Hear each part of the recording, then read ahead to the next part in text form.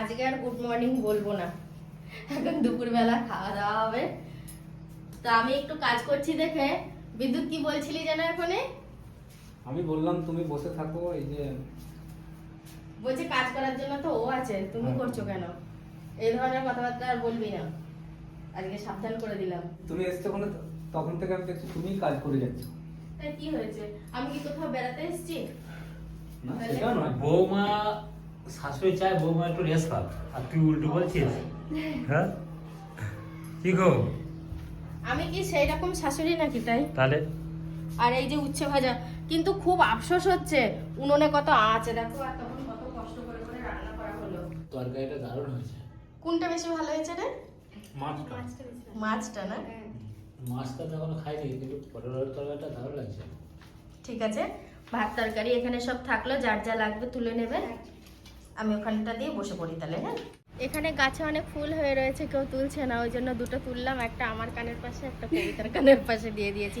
সে শিবের কানের কাছে ধুতরো ফুল গোজা থেকে দেখেছিস তো, অনেকটা ওই টাইপের না? হ্যাঁ ফুলটা টগর ফুলের মতো ফুল। হ্যাঁ, এই ফুল আমাদের বাড়িতেও হচ্ছে। তোর পিসমশাই গাছ লাগিয়েছিল গতবার, এবার ফুটছে 2-4টে করে। আর আমার বাপের বাড়িতে তো প্রচুর ফুল হচ্ছে, সেই ঘুরুনি ফুলগুলো। এই ফুলটা অতটা সেন্ট নেই, সব ফুলে থাকে না সেন্ট। আর তোর বাবা কোথায় গেছে জানিস? কি জানি দেখি, রাস্তায় বেরোলো তো। হ্যাঁ, ওকে, ও অস্থির মানুষ, পায়ে চাকা লাগানো আছে। সত্যি তাই। এই কবি তো মোটা হচ্ছে না কেন? একটু আগে ওইটা নিয়ে গল্প হচ্ছিল তো। কবে হবে মোটা কি জানি। দেখো, ঘুমিয়ে চোখ মুখ লাল করে উঠলাম, এখন পুরো 4টে বেজে গেছে, কারণ ঘুমটা ভেঙেই আমি ফোনে টাইমটা দেখলাম, দিয়ে দেখছি 4টে বাজে।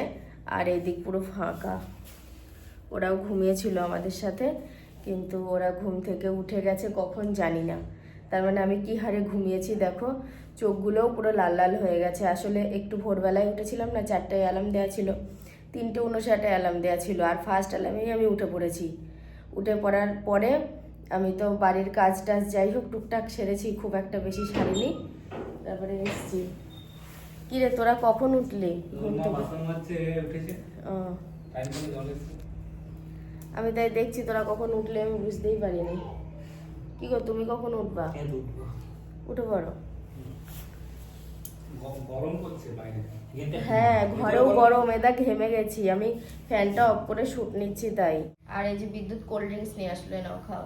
ও ভাবছে কি যে মা সব সময় আমার বউকে আগে দেয়, যা কিছু সব সময় আগে দেয়। এই যে এখন কোল্ড ড্রিঙ্কস খাবো, কোল্ড ড্রিঙ্কস খেয়ে চোখে মুখে জল দিয়ে বেশ একটু শরীরে এনার্জি এনে তারপরে আমরা একটু ঘুরতে যাবো, তাই তো? একটু বেরোবো। হ্যাঁ, এবেলায় কাজের জায়গা থেকে ফোন করেছিল? না করেনি। আশা করি করবে না তাহলে। না না করলে এতক্ষণ করতো। আচ্ছা, আমি সকালে গিয়েছিলাম, দিয়ে বলে এলাম যে যদি চাপ হয় তখন আমাকে বলবে, গাড়ি গাড়ি লাগলে। এই গ্লাসটাই দিলাম, তুই আরো দুজনে খা, আর বোতলে তোর বাবা আর আমি খেয়ে নিচ্ছি। হ্যাঁ, তুই আগে খা, তারপরে তুই আগে খা, তারপরে কবিতাকে দে।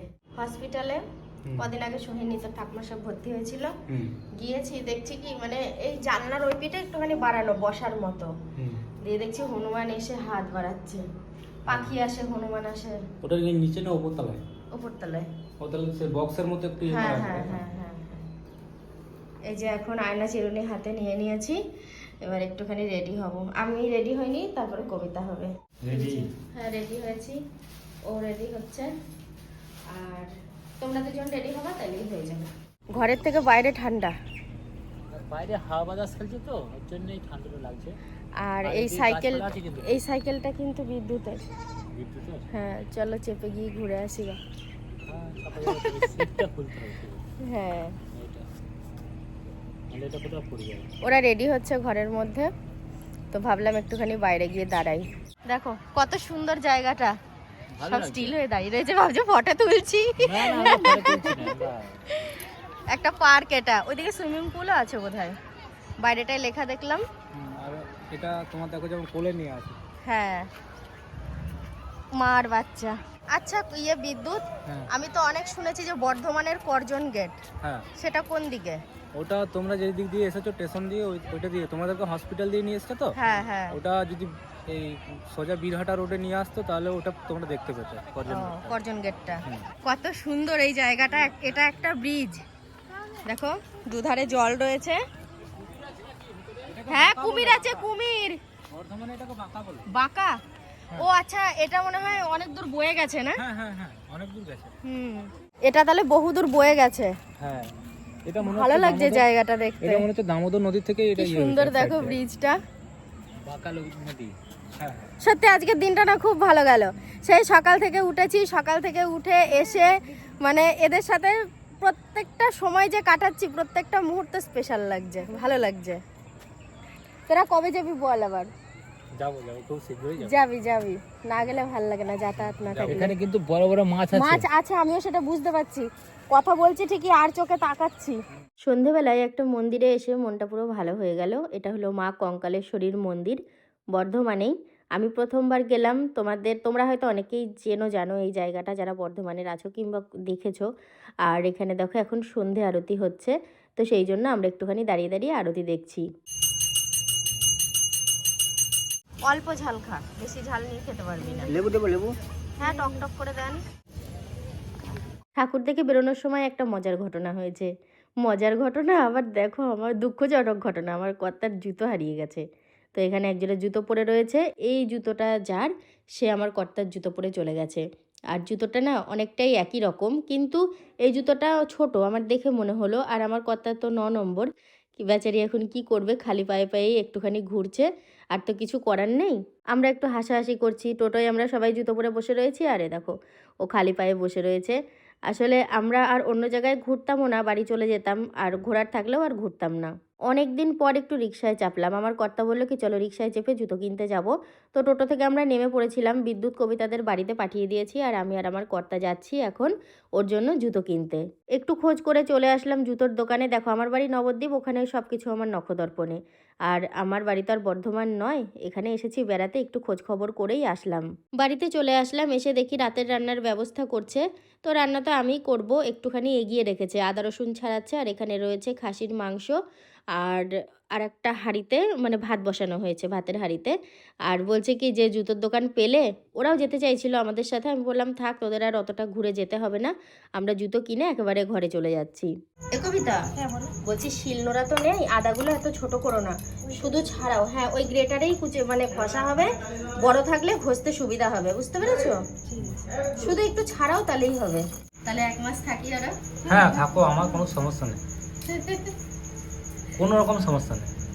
জানি তো, আমরা থাকলে তো ভালোই লাগবে, সমস্যা কেন হতে যাবে। কিন্তু আবার আসবো। হ্যাঁ আবার আসবো, আমরাও যাবো। সামনে তো 1 থেকে 2 ঘন্টা লাগবে। হ্যাঁ, এখন তো বর্ধমানে আছিস, বেশি টাইম লাগবে না। ওখানে আলু দিয়েছো? আলু দেবে তো? এই তো মাংস। হ্যাঁ, মাংসে আলু দেবো, এই যে আলু কাটছি। মাংসটাকে ধোয়া লাল লাল ঝাল ঝাল হবে। হ্যাঁ, লাল লাল ঝাল ঝাল করবো। হ্যাঁ, খুব পাতলা ঝোলও না, আবার খুব একদম কষাও না, একটু গ্রেভি থাকবে, বেশ গাঢ় গাঢ় এরকম করবো। হ্যাঁ। তুমি আদা রসুনটা শুধু ঘষে দিও গ্রেটারে, তাহলেই হবে। বাকিটা আমি করে নিচ্ছি। হাঁড়িতে চাল দিয়েছো? ঠিক আছে। ভাত হয়ে গেছে আর মাংসটা বসানো হয়েছে।